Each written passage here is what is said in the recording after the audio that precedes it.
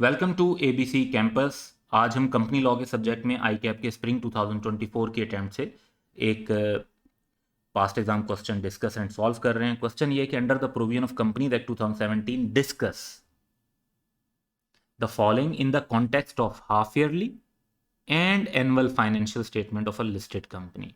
तो half yearly पर भी बात करनी है और एनुअल पे भी बात करनी है। इसके अलावा लिस्टेड कंपनी की क्वार्टरली फाइनेंशियल स्टेटमेंट्स भी होती हैं, लेकिन क्वेश्चन उनसे रिलेट नहीं कर रहा। अब दो बातें पूछी गई हैं। पार्ट ए की तरफ अगर हम फोकस करते हैं तो time frame for preparing the statement along with the requirement for their review and audit. तो पहले हम टाइम फ्रेम फॉर प्रिपरेशन पर बात कर लेते हैं।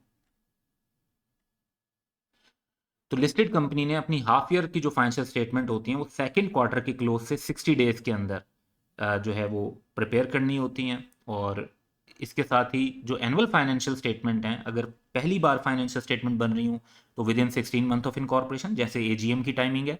और सब्सिक्वेंट एनुअल फाइनेंशियल स्टेटमेंट के लिए 120 days following the close of financial year. Next question में ये भी है कि requirement for their review and audit. Half yearly financial statements का रिव्यू होता है और एनुअल फाइनेंशियल स्टेटमेंट्स का ऑडिट होता है। तो इन रिक्वायरमेंट्स को भी डिस्कस कर लेंगे कि हाफ ईयरली फाइनेंशियल स्टेटमेंट्स में एक लिमिटेड स्कोप रिव्यू होगा स्टैट्यूटरी ऑर्डर की तरफ से। This review should be conducted in according with terms and condition, जो कि आई कैप डिटरमिन करता है और एससीसीपी यानी कमीशन अप्रूव करता है। एनुअल फाइनेंशियल स्टेटमेंट्स के लिए ऑडिट होता है, कंपनी के ऑडिटर उसको ऑडिट करते हैं जो भी कंपनी एक्ट में मैनर स्टिपुलेटेड है उसके मुताबिक।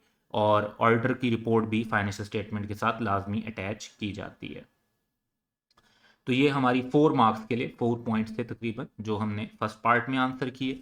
अब हम नेक्स्ट पार्ट की तरफ चलते हैं और पार्ट बी के आंसर को डेवलप करते हैं।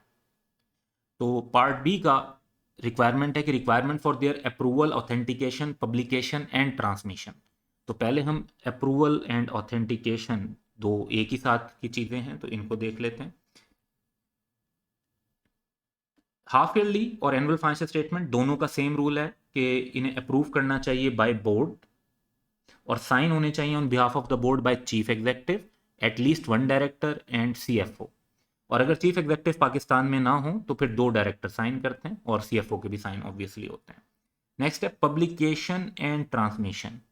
पब्लिकेशन एंड ट्रांसमिशन को देखें तो ये एनुअल फाइनेंशियल स्टेटमेंट्स की अलग है और जो है हाफ ईयरली के लिए कुछ चीज़ें डिफरेंट हैं, कुछ चीज़ें दोनों के लिए कॉमन है। तो पहले हम अलग अलग चीज़ों की बात करते हैं।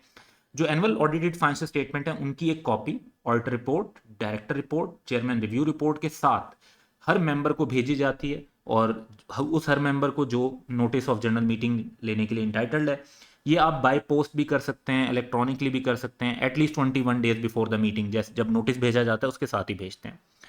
जबकि हाफ ईयरली अकाउंट्स का ऐसा फिजिकल कॉपी भेजना लाजमी नहीं है, उसको वेबसाइट पर डाल दिया जाता है। लेकिन अगर कोई मेंबर रिक्वेस्ट करे फिजिकल कॉपी की हाफ ईयरली फाइनेंशियल स्टेटमेंट की तो उसे विदाउट फी कंपनी को डिस्पैच करनी पड़ती है।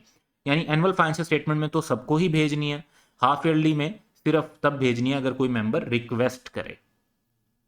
तो ये दो चीज़ें ज़रा इन दोनों की अलग अलग थी, लेकिन जो सेम चीज़ें हैं वो है कि कंपनी की वेबसाइट पर, तो हाफ ईयरली फाइनेंशियल स्टेटमेंट हो चाहे एनुअल हो, वो कंपनी की वेबसाइट पर मेंबर्स की इंफॉर्मेशन के लिए पोस्ट की जाती हैं और ट्रांसमिट की जाएंगी इलेक्ट्रॉनिकली कमीशन को, सिक्योरिटीज एक्सचेंजेस यानी हमारे स्टॉक एक्सचेंजेस को, रजिस्ट्रार को, जो टाइम लिमिट है उसके मुताबिक।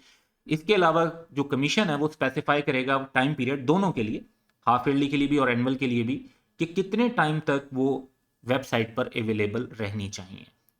तो लाइक 5 ईयर्स, 10 ईयर्स, 3 ईयर्स, जो भी टाइम है वो एससीसीपी उसको स्पेसिफाई कर सकता है थ्रू इट्स रूल्स, और उस टाइम को बाद में वो चेंज भी कर सकते हैं।